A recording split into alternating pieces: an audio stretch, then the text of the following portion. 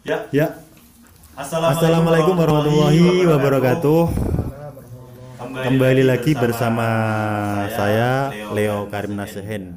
Dan ini bersama kawan saya yaitu Kang Farhan. Beliau termasuk salah satu pengurus di pesantren ini. Ya.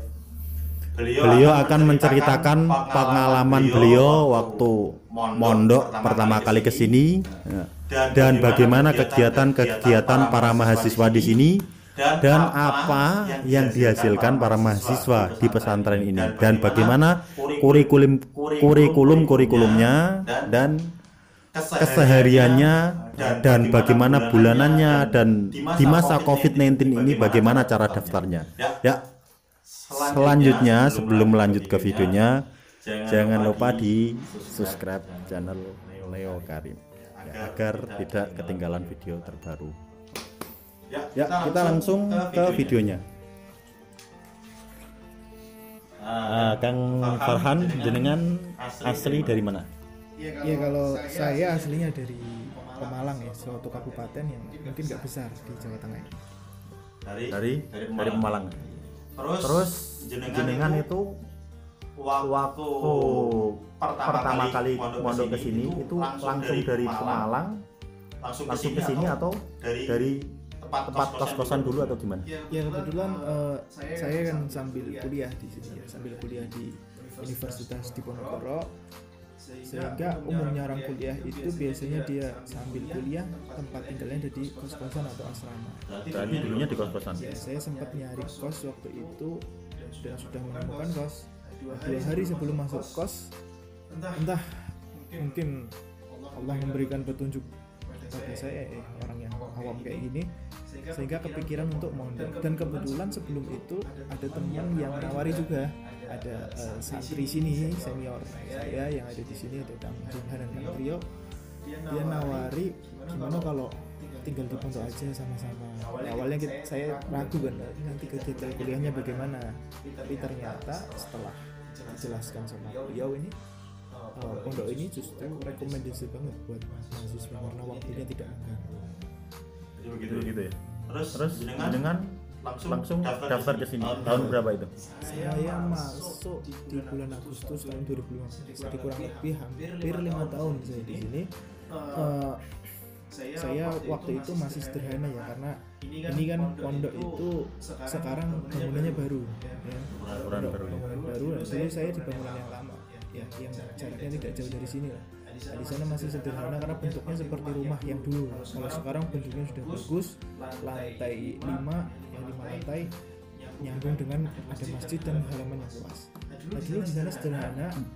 Ketika saya masuk, ya langsung saja saya masuk sama orang tua, ketemu dengan waktu itu ada asatid ya, namanya Ustaz Ali Martubi. Saya soal beliau, Enggak langsung kiainya. ya karena kebetulan kiainya ya Abah Yahya mungkin waktu itu belum ada di sini, masih di daerah Purwodadi ya, ada ngurus pondok juga di sana. Jadi juga punya pesantren. Ya punya pesantren Darut Tauhid Atamakin di Trowol Purwodadi. Akhirnya saya masuk ke sini, saya soal ke Ustaz Ali, kemudian diterima. Ya sudah, saya masuk dengan mengikuti kegiatan-kegiatan yang ada di sini. Ya. Terus bedanya daftar dulu sama daftar sekarang itu gimana? Kan juga di musim seperti ini kan ada COVID-19 ya. Seharusnya pesantren itu santrinya dipulangkan, ini malah menerima santri baru. Iya betul, memang umumnya pesantren itu di musim-musim seperti ini mereka justru libur, kegiatannya tidak berjalan dengan baik ya seperti biasanya. Nah, kalau dulu saya ketika masuk ke pesantren ini itu daftarnya masih sederhana ya.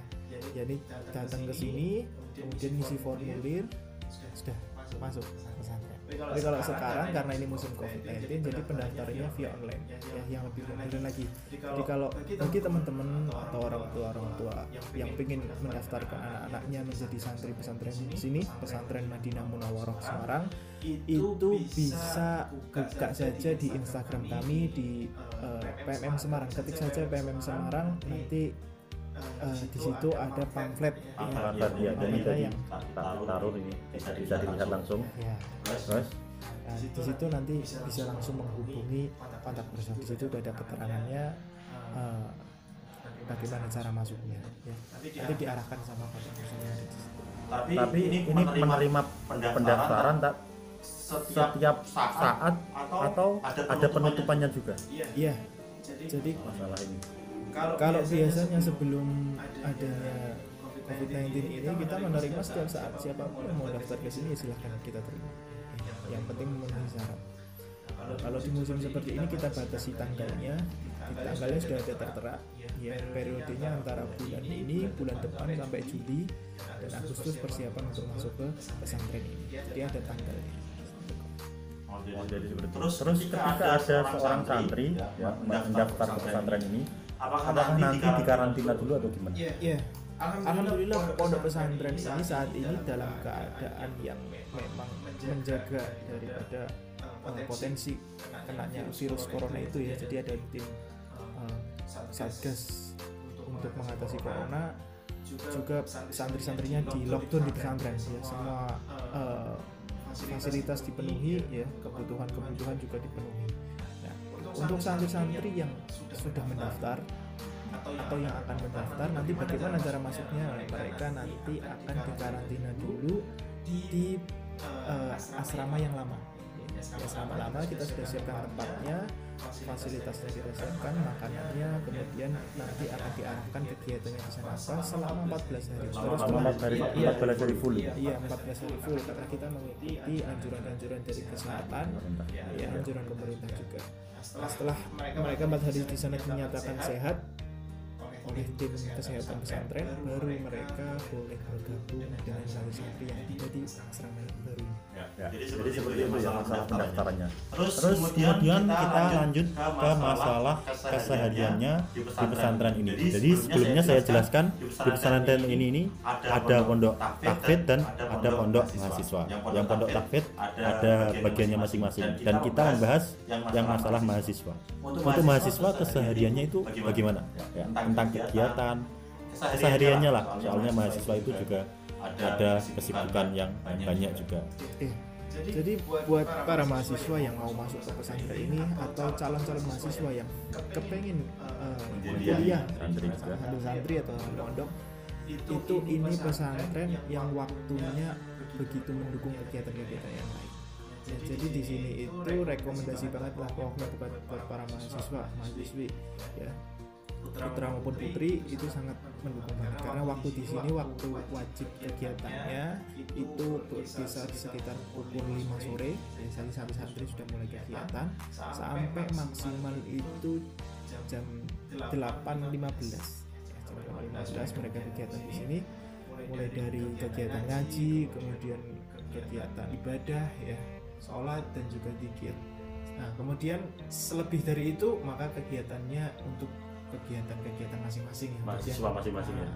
Mahasiswa bisa mengerjakan tugas, bisa berkreasi, berkarya.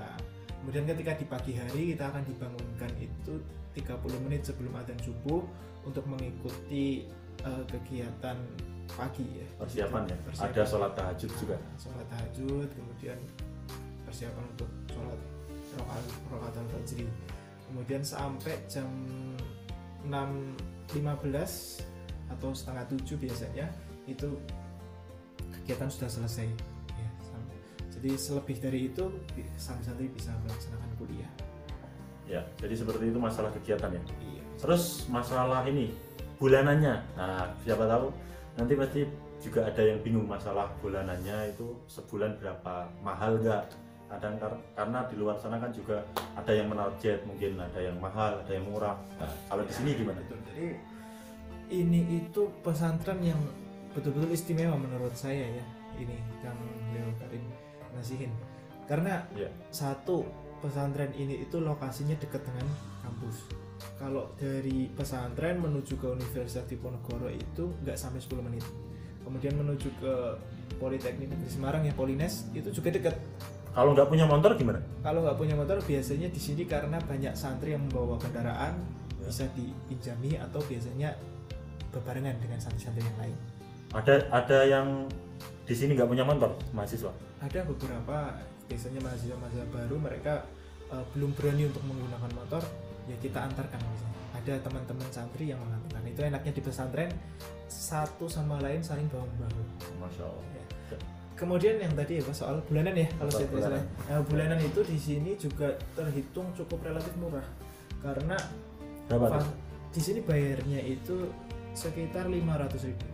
500.000. Nah, 500.000 itu fasilitas yang didapat itu banyak.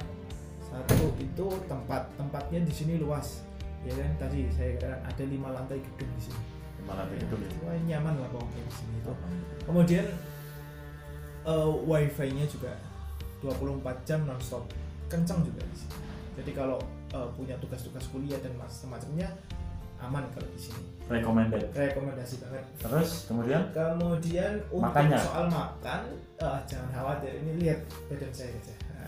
Badan saya itu dulunya kurus ya, Nah sekarang ya karena mungkin barokahnya makanan pesantren jadi agak mengembang sedikit. Banyak doanya. Iya. Di sini makanannya juga terjamin, insya Allah dari sesuatu yang halal kita jaga, dan juga terpenuhi setiap harinya 3 kali. Untuk sehari 3 kali. Iya, pagi, siang, dan malam. Dan makannya modelnya prasmanan, jadi santri bisa ambil nasi sepuasnya, ambil lauk yang sudah disediakan. Nah, ini masalah makan ya.